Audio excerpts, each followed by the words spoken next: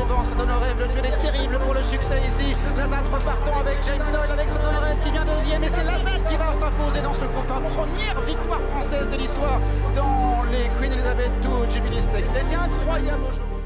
C'est vrai que gagner pendant le meeting royal d'Ascot, c'était sur le créneau des Anglais, c'était quand même incroyable à vivre. Et j'espère que c'est que le début. C'est un 4 ans qui a eu une campagne de 3 ans assez chargée, mais on voit qu'il est meilleur que jamais à l'heure actuelle.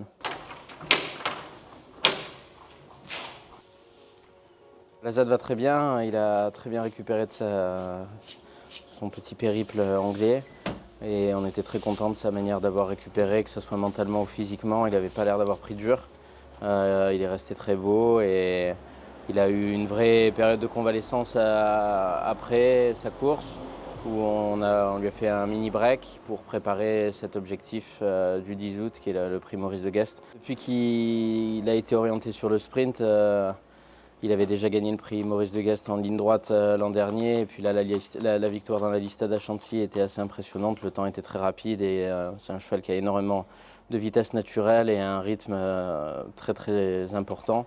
Et il a vraiment besoin de personne. C'était un très haut niveau, ce groupe 1 à Royal Ascot. Et il l'a vraiment fait à la manière des champions. Et il a répondu à la vive attaque du concurrent japonais. Et derrière, le reste des Européens était quand même assez loin de cette lutte à deux. L'année dernière, il a débuté sa carrière sur 1500 mètres. Il a couru à trois reprises à Cagnes-sur-Mer sur 1500 mètres. Derrière, on l'a raccourci progressivement en courant 2 fois sur 1400 mètres, que ce soit dans le Djebel ou dans le Paul de Moussac. Et c'était véritablement un objectif. Étant donné qu'il était hongre, il n'avait pas le droit au prix Jean Prat ou même au Commonwealth à Royal Ascot. Donc il n'avait qu'une course à son programme, c'était le Maurice de Guest et il ne l'a pas raté. Il avait bien évidemment l'avantage au poids des 3 ans contre les vieux. Cette année, il fait partie des vieux et il affrontera des 3 ans assez chevronnés comme Chona qui a gagné le Jean Prat ou Rayevka qui a très bien couru à Royal Ascot. Donc voilà, il va falloir s'affronter avec un combat intergénérationnel et ça va être très intéressant à suivre. Physiquement, on ne croirait pas que c'est un sprinter parce qu'il est quand même assez élancé.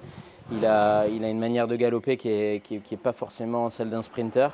Raison pour laquelle on pensait que le mile allait bien lui convenir. Mais voilà, les 1500 mètres à Sydney se sont avérés être le bout du monde et il a été battu dans les ultimes foulées. Les 1600 mètres de Hong Kong ne lui ont pas convenu parce que le rythme n'était pas assez élevé. Et dans l'Altipan, quand on a fait la rentrée cette année, le terrain était très collant et c'était un test d'endurance qu'il n'a pas passé. Donc on a revu nos ambitions et on a changé notre fusil d'épaule et on fait ce qu'il sait faire de mieux, c'est-à-dire les parcours rectilignes sur la vitesse. C'est toujours assez particulier d'aborder un groupe 1 où on est le grand favori. C'était le cas à Royal Ascot où il était favori des antipostes quelques semaines avant la course. Et au plus près de la course, le concurrent japonais était passé favori.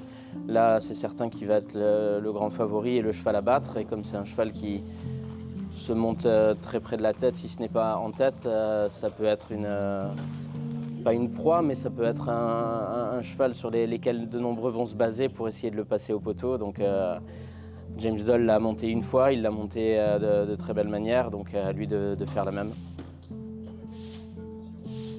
On va essayer de l'exploiter du mieux qu'on peut pour faire durer l'aventure le plus longtemps possible. Là, pour son année de 4 ans, on va faire une campagne, je pense, purement européenne.